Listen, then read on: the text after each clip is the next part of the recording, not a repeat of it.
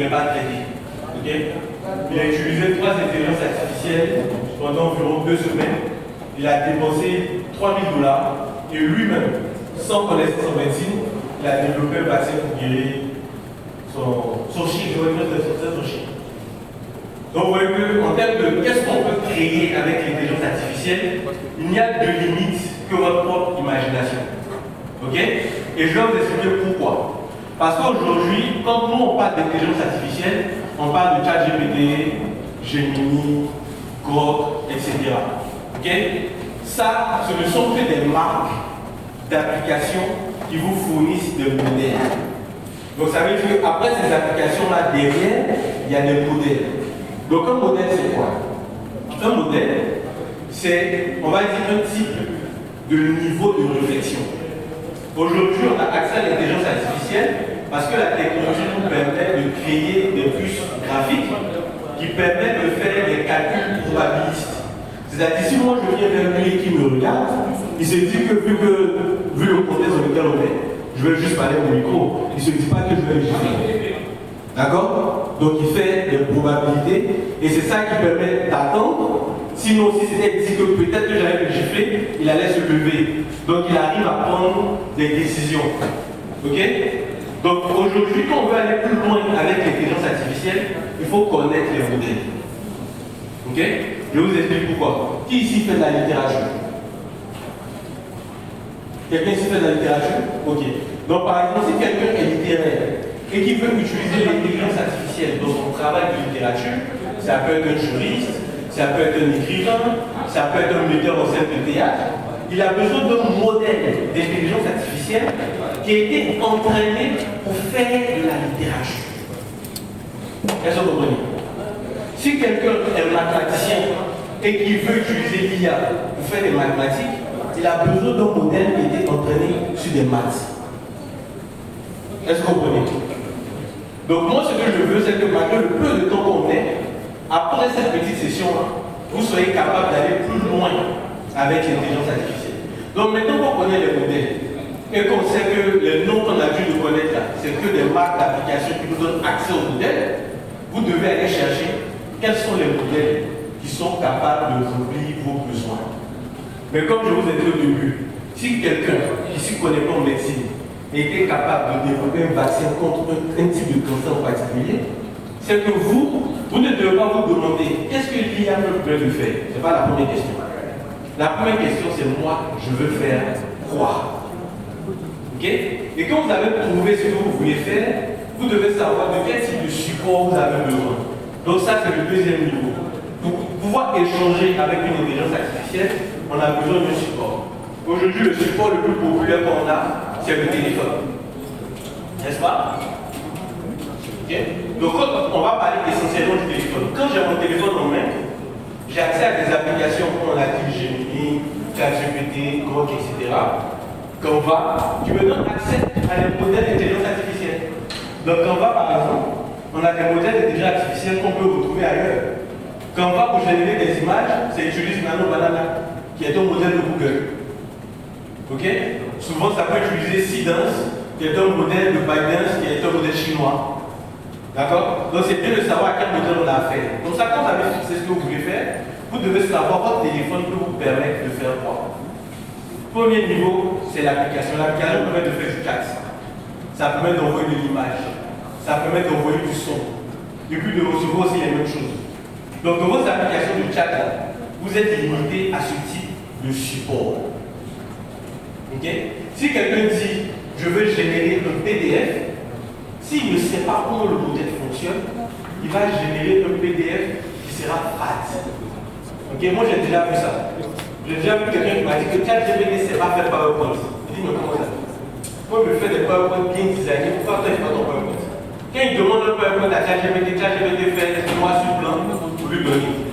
C'est parce qu'il n'a pas su parler à ChatGPT. Donc, quand on a notre support, on a notre application, on va apprendre à parler à l'IA.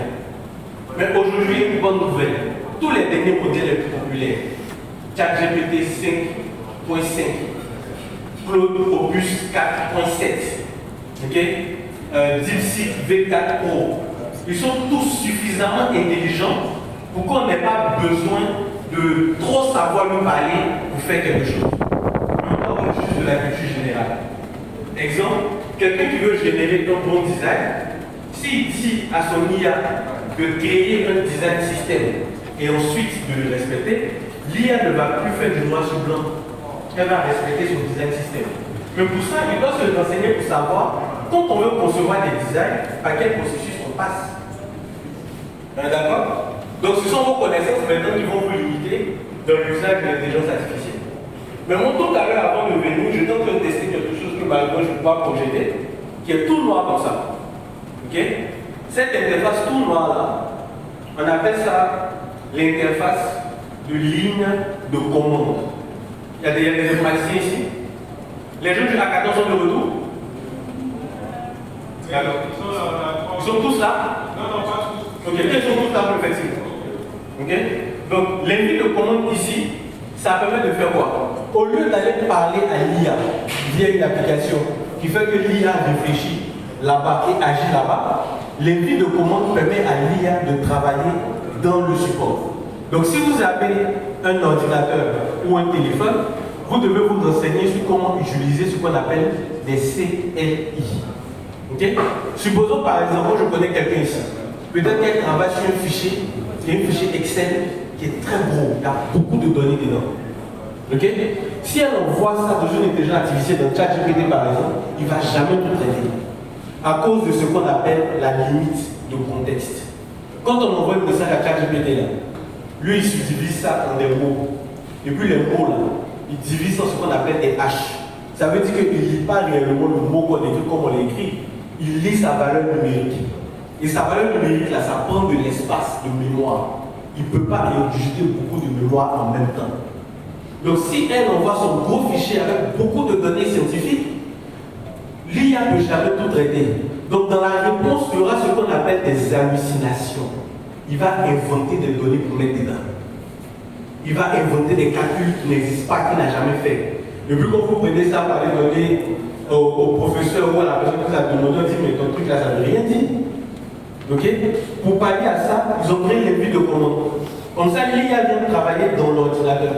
Ok? Et dans une des vues de commande, dans ce package-là, il y a ce qu'on appelle des scripts. Les scripts là, ça dit à l'IA qu'est-ce qu'elle doit faire, comment elle doit faire.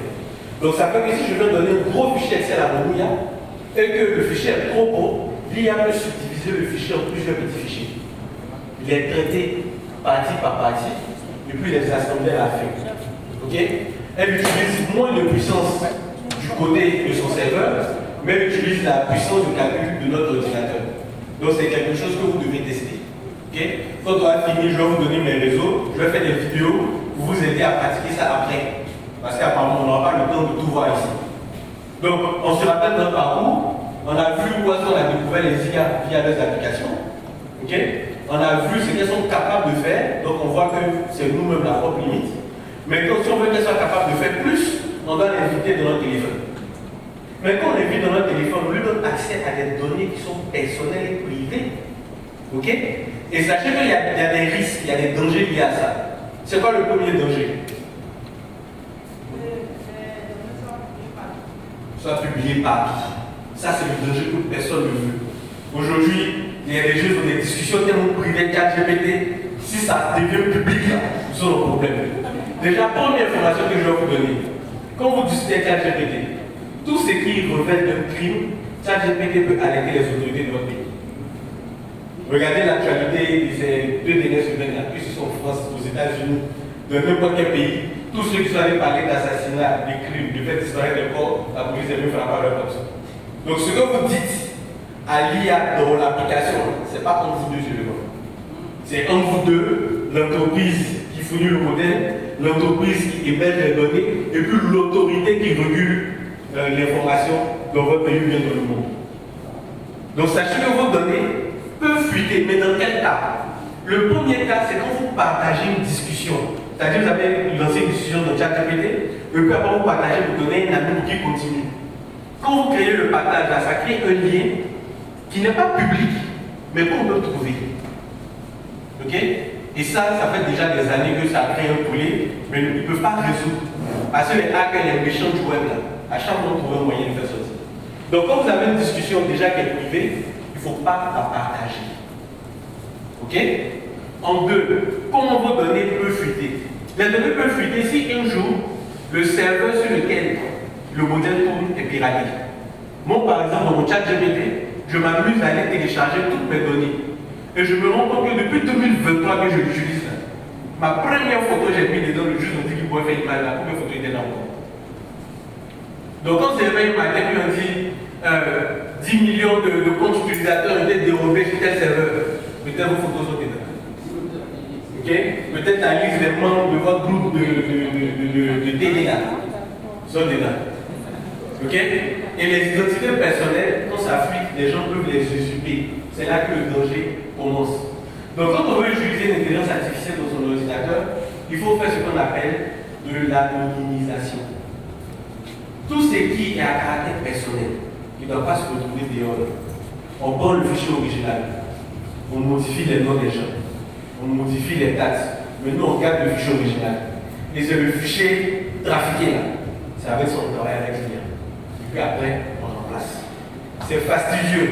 Mais si vous arrivez dans un environnement professionnel, que vous êtes auditeur, que vous êtes développeur d'application ou je ne sais pas quoi, toutes les données que vous traitez de l'entreprise avec l'intelligence artificielle, vous avez livré ça aux Américains, aux Chinois ou aux pays d'où vient votre IA. Parce que eux, dans leur pays, ils ont des droits, ils ont des lois, ils ont signé pour les donner. Mais ça ne protège que le pays. Toutes les données qui viennent de l'étranger, ils peuvent faire de ça ce qu'ils veulent. Je vous donne un exemple. Moi, je suis développeur. Il y a une année, j'ai voulu créer un type de site internet qui pouvait fonctionner sans adresse mail, sans compte utilisateur, juste avec des messages WhatsApp.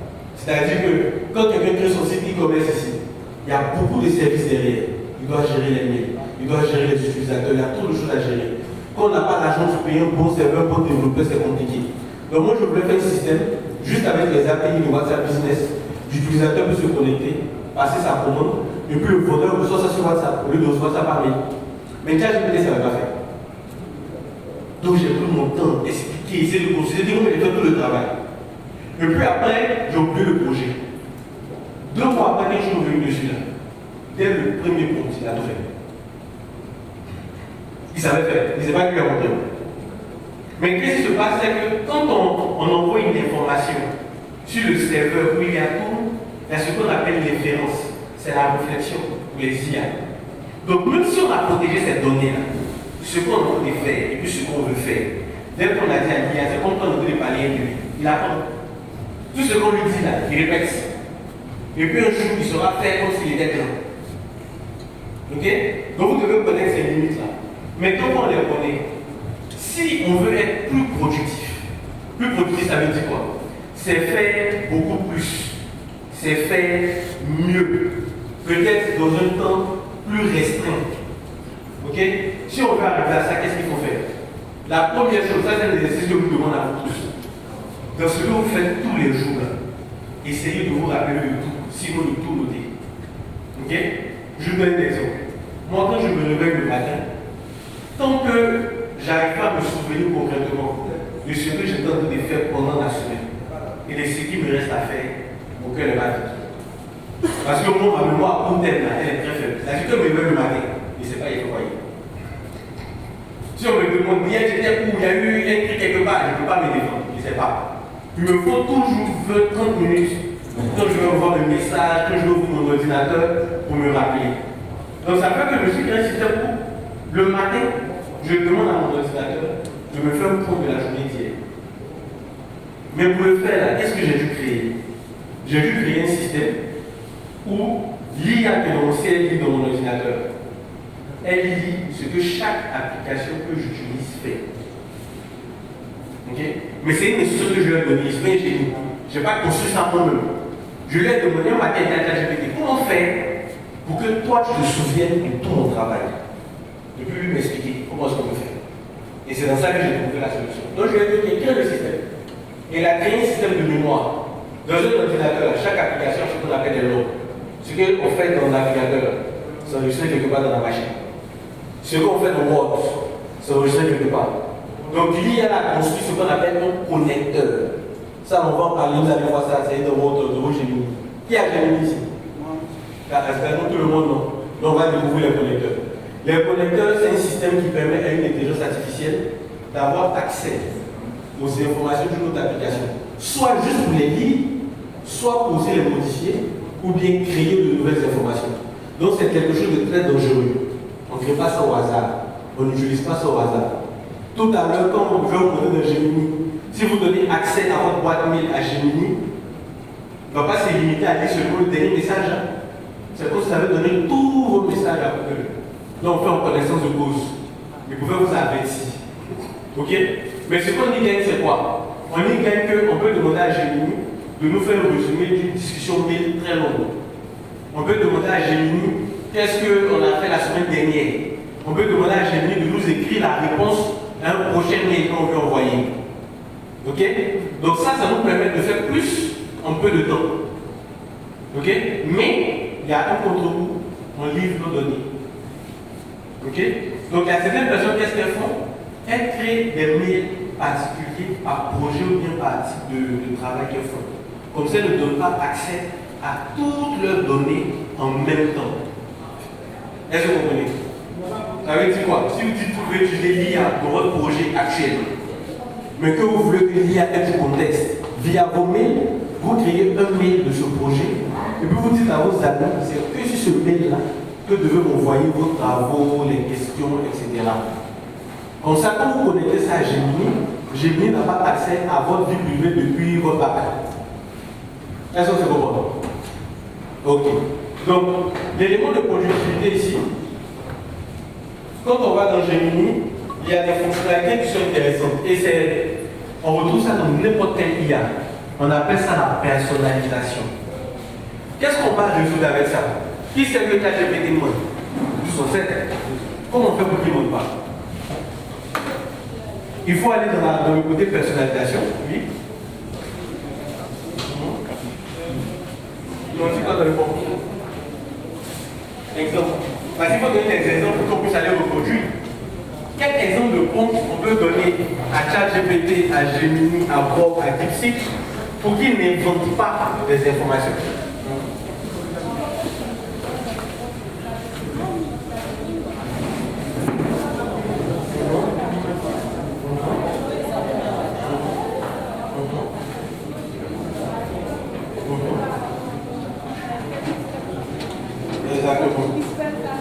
C'est bon. Donc, ce qu'elle dit là, moi je vais l'appliquer de la manière suivante. Je me suis assis, puis j'ai fait une discussion avec ChatGPT. Et comme je suis un peu, comme vous ici, il apparaît d'écrit. Donc j'ai activé le mode vocal et j'ai raconté à ChatGPT quel est mon travail, qu'est-ce que je fais, comment je fais et quel niveau de résultat je veux. Ok? Et je lui ai demandé à partir de ça, qui me rédige, là c'est le mot que je devais retenir, un prompt système. Okay? Le prompt système, c'est le premier prompt que votre IA va lire avant même de lire votre message. Ok? On peut le mettre dans les côtés personnalisation. Je ne peux pas vous montrer directement, donc on va passer après dans les vidéos. Mais quand vous avez par exemple votre Gemini et que vous êtes sur une nouvelle discussion, en haut à droite, il y a votre icône de votre mail. Vous cliquez dessus. Vous allez voir intelligence personnalisée. Vous cliquez dessus. Et il y a plusieurs types de personnalisation. Il y a les infos mémorisées. Quand vous activez ça, au fur et à mesure que vous parlez, il va révéler des choses de vous. Quand vous allez dans Appli connecté, vous allez activer ce qu'on appelle les connecteurs. Par exemple, vous allez dire à Gemini, je peux avoir accès à mon mail, je peux avoir accès à Google Docs, je peux avoir accès à mon Drive. Comme ça, on peut l'envoyer pour aller chercher les informations là-bas. Ok?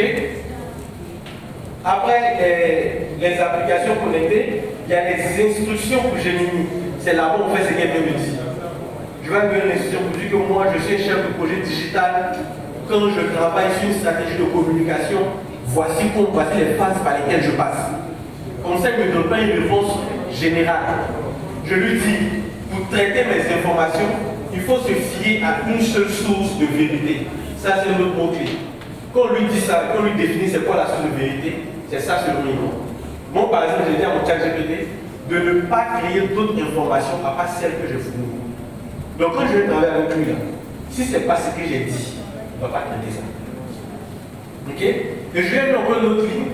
Avant de me donner une information qui vient d'Internet, il doit la vérifier et puis ajouter la source pour que moi-même je puisse vérifier. Ok? Ça, c'est des éléments déjà qui permettent d'éviter l'émotion de nouvelles données, de nouvelles informations.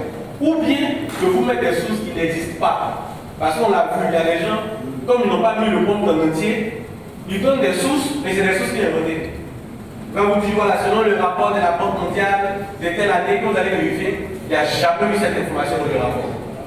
Donc il faut préciser quelle est la source de vérité. Donc ça veut dire que par exemple, quand je veux commencer un projet, c'est moi qui vais aller rassembler les informations, les fichiers.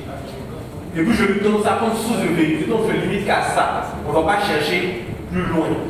Okay? Pour ceux qui sont du hackathon par exemple, vous avez réfléchi à une idée. Si vous ne lui dites pas que c'est vous, votre idée, qui est la source de vérité, il va rajouter d'autres choses à vos idées. Et puis à la fin, le service, l'application, le produit qui sort ne ressemble plus à ce que vous avez imaginé au début. Ok? Donc ça, on configure ça dans les instructions que j'ai mis, ou bien dans le compte système de ChatGPT, ou bien l'instruction de ChatGPT. D'accord? Donc quand on a ça, on va arriver sur à quoi vont servir les connecteurs.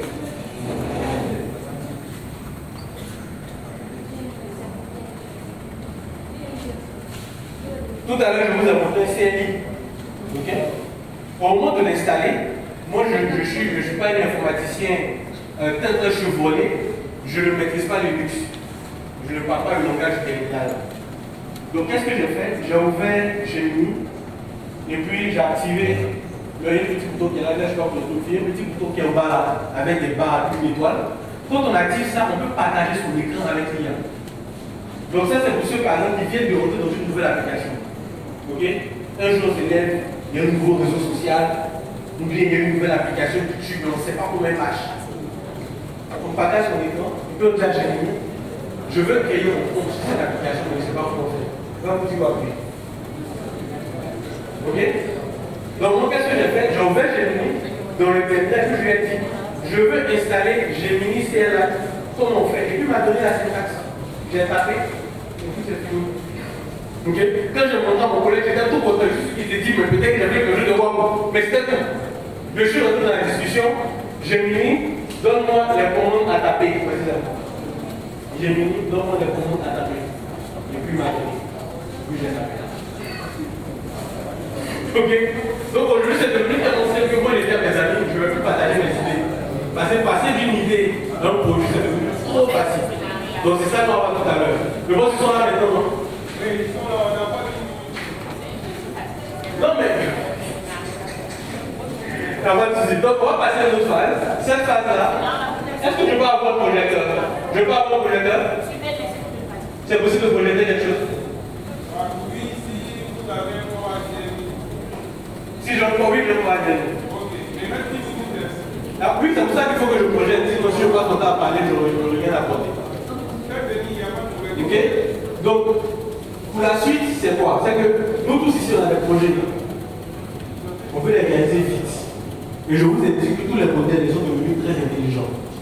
Mais quand ils ne sont pas programmés pour une tâche précise, ils vont vous donner toujours des réponses alternatives. Ça c'est ça, ça c'est l'autre. On ne sait pas c'est quoi qui est vrai. Ok?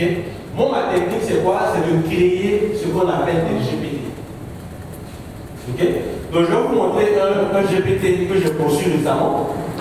Je l'ai conçu à partir d'une discussion à un hackathon comme le vôtre, où je devais coacher les groupes à créer rapidement le prototype de l'application. Et quand on finit l'hackathon, on monte une application, on clique ici, ça fait comme ça, ça fait comme ça. Avant, à notre époque, on faisait les hackathons, il fallait au moins 3-4 jours pour faire sortir quelque chose de potable. Quelque chose de potable, c'était 3-4 pages. Aujourd'hui, avec l'IA, on peut faire une application complexe. C'est-à-dire quoi? Ce que vous dites que votre application doit faire, ça fait tout. Est-ce que vous comprenez? Aujourd'hui, les modèles là vont jusqu'à 1 million de tokens en contexte. Ça fait près de 500 000 mots. C'est beaucoup. Okay? Un code de plus de 500 000 mots, ça peut faire décoller une fusée. Pour vous donner une autre idée. Donc je veux qu'on regarde comment c'est possible. Je vais vous donner le câblage génie. Sinon, voici ce que j'ai fait. C'est bon? C'est là-bas? Voilà, il faut que j'ai votre adresse. Ah, là, ça va chauffer. Non, parce que le câble est très court. Non, c'est un téléphone que je vais brancher. Donc, vous allez cliquer, si ça vous dérange, vous allez cliquer là où je vais vous demander. De toute façon, on va parler.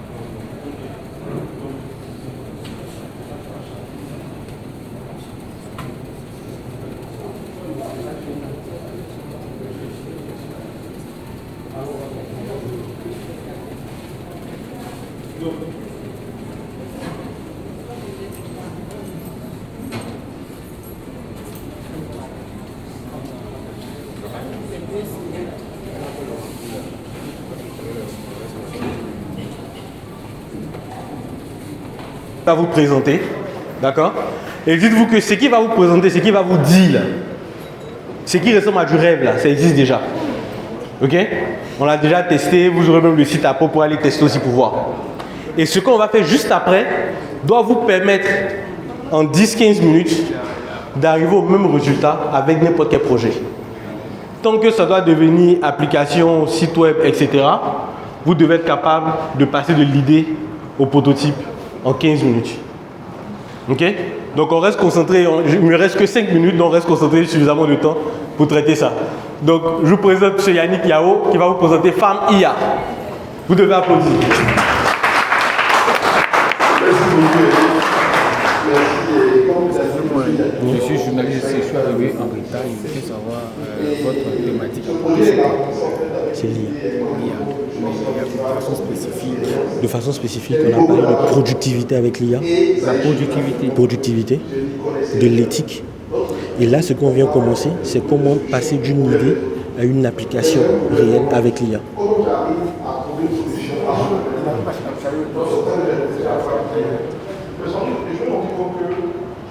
L'élevage est l'activité, c'est une activité professionnelle, c'est une activité qui prend tout le temps. Malheureusement, c'est une activité qu'on trouve basique, simple, donc on ne prend pas le temps de suffisamment organiser. Donc, on nous a dit, la première étape, c'est déjà licencier l'ensemble des activités indispensables pour pouvoir mener à bien son activité. Donc, c'est ce qu'on a fait ici. On a détecté les routines quotidiennes des éleveurs, que ce soit poulet, porc, celui des poissonneries, toujours le type d'élevage, on a les mêmes routines. Donc, les routines autour de nourrir et abreuver les animaux, observer leur comportement et leur santé, gérer les naissances, les pertes et les ventes. Et puis, le problème qu'on a remarqué, c'est que moi, je suis ma femme, par exemple, j'avais un vétérinaire qui venait, mais il n'avait pas accès à toutes les informations que moi j'avais quand je vends ma ferme. Moi, je n'avais pas accès à toutes les informations dont les ouvriers disposaient dans la réaction quotidienne de leur activité. Il y avait des pertes d'informations, il y avait des instructions que le vétérinaire laissait, que je n'appliquais pas naturellement, parce que je ne savais pas qu'il les avait laissées. Ou bien des choses qu'on oubliait de faire. Donc on a décidé de centraliser toutes ces informations. Donc première chose, recenser les activités. Deuxième chose, suivre ces activités-là, les enregistrer, les centraliser dans une base de données unique. Et puis enfin, utiliser ces activités-là pour générer des recommandations. Parce que l'idée c'est ça. Il ne faut pas juste exploiter les informations, il faut les exploiter. Donc une fois qu'on l'a fait, on s'est rendu compte qu'avec ces données-là, on pouvait régler certains problèmes. Les problèmes que j'avais chez ma femme, c'était premièrement détection tardive des maladies, ensuite gaspillage de nourriture. On te dit, un poulet doit manger n'importe quoi, des 1000 kilos par jour. Il n'a aucun instrument pour noter. Il ne sait même pas que c'est des 1000 kilos par jour qu'il doit donner. Lui donne 1 kilo. Parce que selon lui, quand il met, le poulet mange. Pourtant, le poulet, selon son organisme, même s'il mange 10 kilos un jour, il va prendre que 5 grammes par jour. Donc c'était un gaspillage. Ici, on faisait perdre énormément d'argent. On avait aussi le suivi des reproductions. Comme vous savez, dans l'élevage, c'est comme les hommes. Les animaux ont des périodes qui sont fréquentes. Quand on monte ces périodes-là, on est obligé d'attendre d'autres périodes. Ce qui fait que tu vas les nourrir gratuitement et ça te fait perdre un mois. Moi, je suis dans le domaine des porcs. 20 porcs te coûtent environ 350 000 par mois. Tu as nourri 20 fruits juste parce qu'ils ont oublié d'aller regarder le jour. Qu'est-ce que c'est la chaleur? Ça te fait une dépense de 350 000. Et une perte de temps parce qu'elles vont mettre beaucoup plus de temps à donner les bébés, tu vas mettre beaucoup plus de temps à vendre. Ce qui te fait dépenser de l'argent et perdre un taux d'opportunité. Donc, comme je vous ai dit tout à l'heure, on a développé une IA. L'IA fait quoi? L'IA, elle organise l'activité. Donc, quand tu vas la développer chez toi, tu vas remplir un questionnaire. Et ce questionnaire-là va t'aider à organiser ton activité. On dit, voici tout ce que tu fais sur ta feuille, voici ce que tu ne fais pas, que tu devrais faire, et voici le temps que ça va te coûter. Selon le personnel que tu as, ça va affecter ces tâches-là aux différentes personnes, de sorte à pouvoir situer les responsabilités. On sait ce que chacun fait une affaire, on sait à quel moment le faire, et toi-même en tant que patron de fait, tu sais qui n'est pas performant. Parce que quand tu fais une chaleur qui n'est pas détectée, tu sais que j'ai confié les chaleurs de ce lot-là à telle personne qui ne l'a pas fait. Et on va au-delà, on analyse aussi. On ne reste pas juste sur le point de juste organiser. Analyser comment? Il y a des données qui sont renseignées dans l'IA de façon manuelle, c'est-à-dire la détection de chaleur étrangère. Mais on va au-delà, on a développé ce qu'on appelle des IoT. Donc, j'ai le vétérinaire connecté. Au lieu d'avoir une simple caméra de surveillance, on peut te donner la température d'un corps, qui te dit si ce corps est malade ou pas. Cette caméra te permet d'étudier son comportement. Pour voir si ce corps-là boit ou pas, s'il boit suffisamment d'eau ou pas, s'il mange correctement ou pas, et s'il est en chaleur ou pas. Ce qui fait qu'en plus des observations humaines, tu as la possibilité encore de t'appuyer sur l'IA, justement pour détecter ce que l'on peut manquer. Parce qu'on est tous des hommes, il y a des jours, on est fatigués, on n'a pas envie de travailler.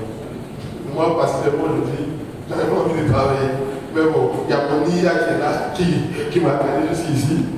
Donc, il y a ce côté aléatoire qui est lié à l'homme. Comme tu peux avoir quelqu'un qui est très fort dans détecter les maladies, mais aujourd'hui il n'est pas disponible. Celui qui est disponible là, il n'est pas fort dans détecter les maladies. Donc, tu vas perdre des. Imagine, c'est le poulet. En une journée, tu peux perdre tout un poulailler. Parce que celui qui est là ne savait pas que c'était une maladie qui était là. Donc, il y a ça aussi qu'on essaie de revoir. On essaie de faire des recommandations. Parce que c'est ce qui fatigue le plus. Tu as un problème, le temps de signaler au vétérinaire qui te donne des instructions, le temps qui passe, c'est des pertes énormes pour toi. Il faut tout de suite une solution pour te permettre d'être suffisamment réactif pour prendre les bonnes décisions au bon moment. Et ça, c'est ce qu'on a développé avec cette IA-là. Donc, qu'est-ce que FAM IA Augmenting qui adresse tous ces problèmes-là? C'est une plateforme web LP, donc avec notre smartphone, vous pouvez le tester. On a un site web qui permet justement de faire tout ce travail-là et qui permet à l'éleveur, surtout comme je l'ai dit, de prendre les bonnes décisions au bon moment.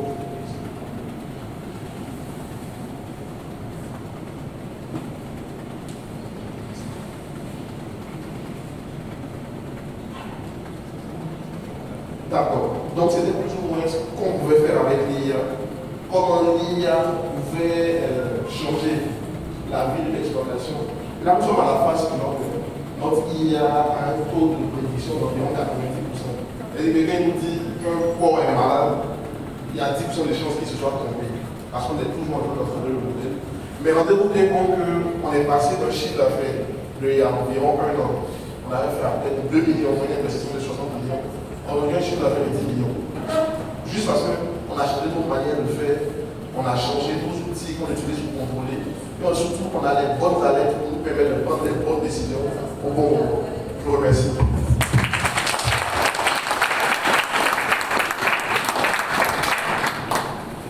Donc, merci beaucoup Yannick de nous avoir présenté FAM IA. Donc, ce que vous avez vu là, en scannant le code QR qu'il y a sur son dos, vous pourrez aller tester ça vous-même. Donc maintenant, on va voir comment est-ce que vous passez de votre idée que vous avez formulée hier à un produit complet aujourd'hui.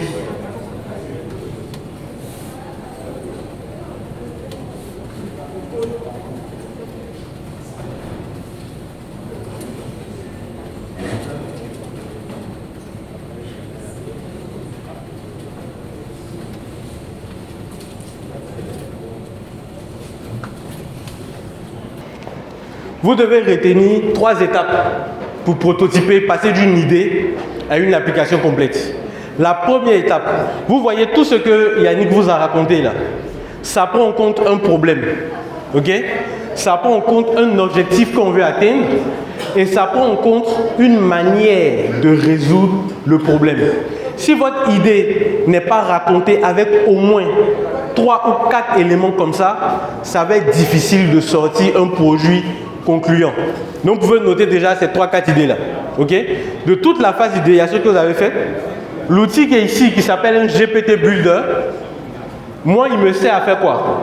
Il me sert à transformer n'importe quelle discussion que j'ai eue avec ChatGPT en une compétence qui me permet de répliquer la solution. Exemple, je suis entrepreneur et puis dans mon travail, chaque jour je dois discuter avec des clients.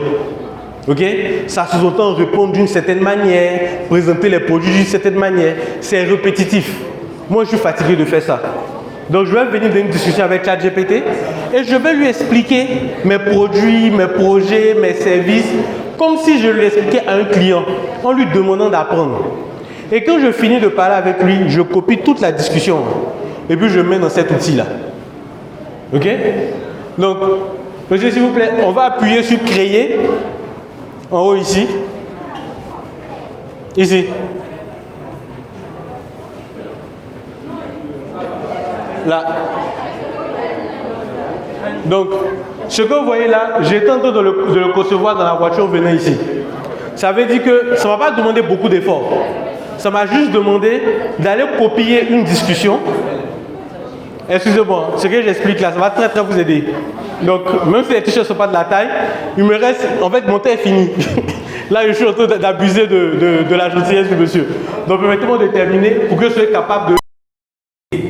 Okay. Quand je vais partir, vous devez vous arranger pour vous retrouver vous tous dans le même groupe WhatsApp. Et je vais prendre le numéro d'une personne ici. Je vais donner le lien de l'outil. Okay. Monsieur, vous pouvez mettre GPT Store en bas là. Sur cette ligne là. Comme ça, ça sera accessible pour tout le monde. Ok? Donc je vais vous donner celui-là. Lui va vous permettre de transformer n'importe quelle discussion en une compétence. Ça c'est un. En deux, je l'ai... Vous créez la compétence maintenant qui va vous aider tout à l'heure. Dans cette compétence-là, vous pouvez passer de votre idée. Ok? Comment l'expliquer? Il faut être capable de donner un problème. Il faut donner le but à atteindre. Ça veut dire quoi? On vous a dit que les éleveurs ont du mal à surveiller leur bétail, à collecter des données, à prendre des décisions. L'objectif, c'est pour faire quoi? Mieux entretenir le bétail, analyser les données pour pouvoir prendre de meilleures décisions. C'est simple. Donc, comment? On a défini au moins 5 étapes du comment. Dans les 5 étapes du comment, là, on s'est donné ce qu'on appelle des fonctionnalités à avoir. Donc, l'outil, le deuxième outil va vous aider à faire ça. Ok? On s'entend? D'accord. Donc, dans tout votre ChatGPT, si vous avez l'abonnement d'au moins 3000, si vous êtes dans Gemini au gratuit, vous pouvez faire ça. Dans Gemini, ça s'appelle un gemme. Quand vous venez dans l'interface là, vous regardez à gauche, dans la liste des boutons, vous allez voir créer un gemme. Ça vous permet de créer un agent qui, ce que vous allez lui dire là, il va retenir. Est-ce que vous avez compris? C'est bon? Donc, ok, donc vous pouvez faire enregistrer en bas. Donc, ça me permet de gagner du temps. Dès que je finis de faire une tâche, une fois, je n'ai plus besoin de la répéter. Je prends ma discussion, j'envoie ici, ça me permet de créer un agent.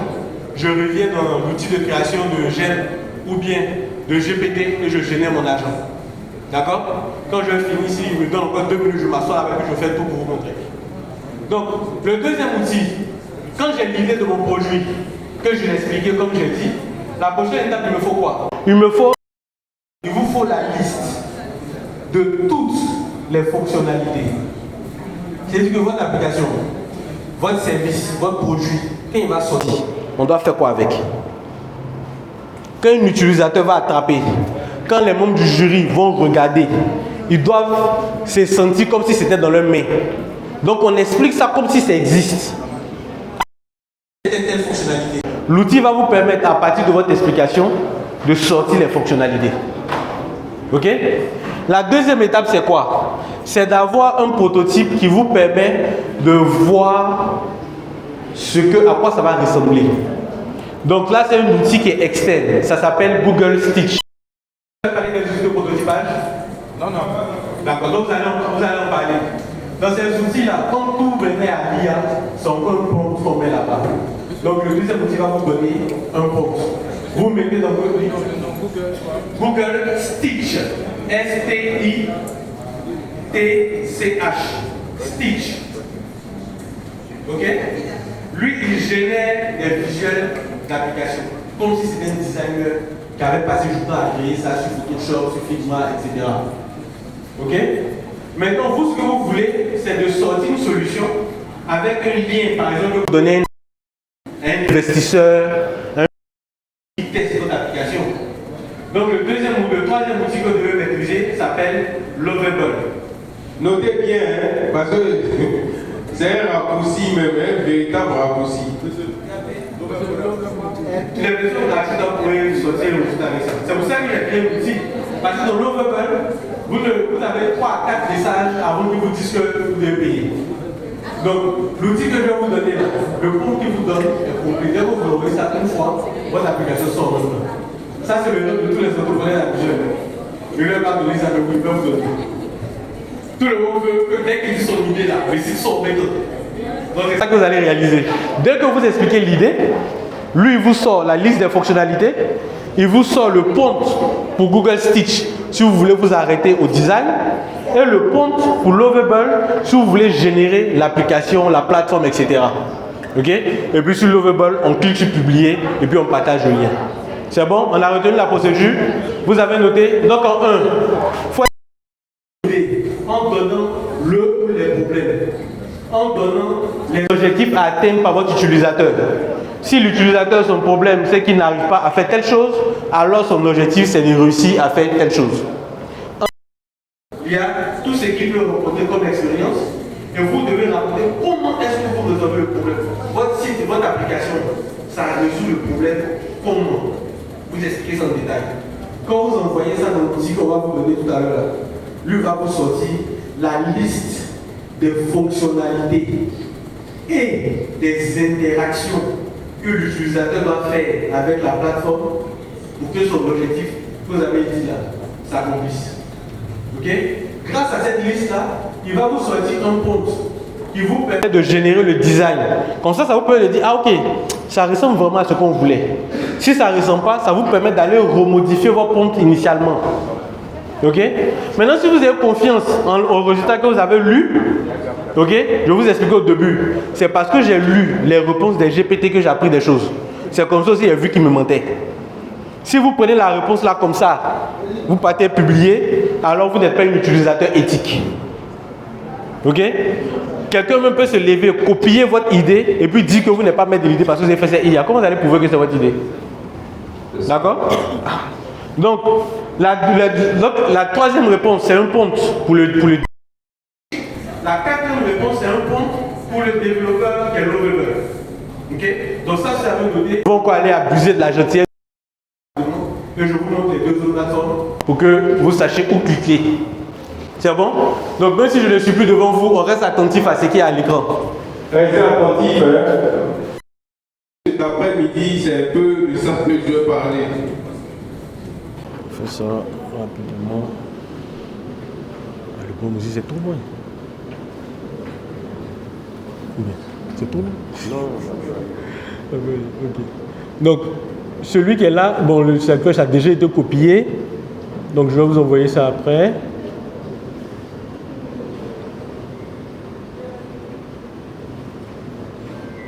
En fait, je ne suis même pas capable de lire ce qu'il y a à l'écran, en fait. Ah, d'accord. C'est ça mon problème.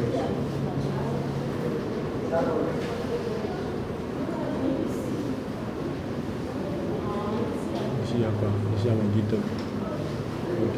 Donc, on tape dans Google et on tape Google Stitch. Je vais vous donner le lien.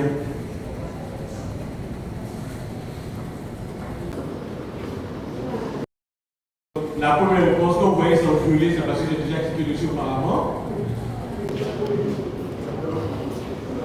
J'espère que c'est le bon site. Donc quand on arrive sur le site, il nous invite à mettre un prompt. Je vous recommande de vous connecter d'abord. Ok? On se connecte.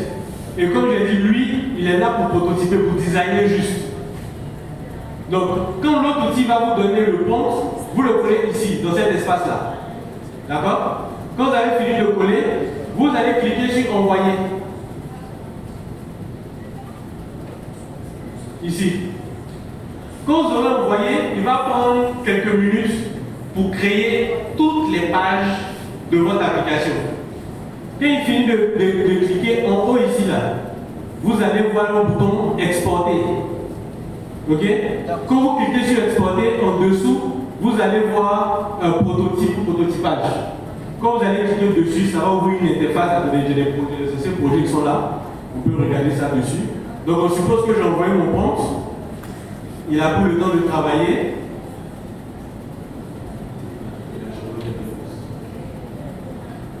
Donc il m'a sorti des écrans comme ça. C'est censé être le design de l'application en question.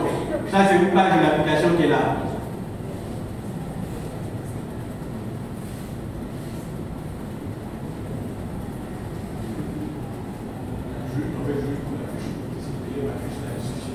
Donc tout ce qui est là, c'est le compte.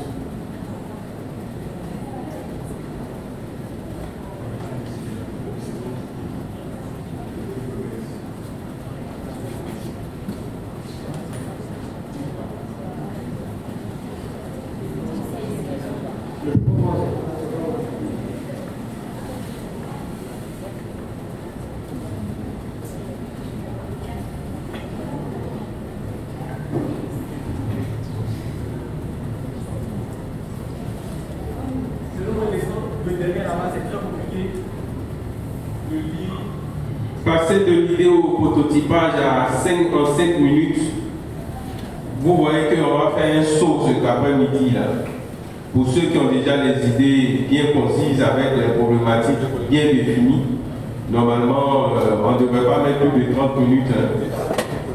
Demain, on va faire les présentations en ce qui concerne la finale du hackathon. Chaque équipe va venir, aura 3 minutes pour présenter son projet avec les différents slides qui vont passer.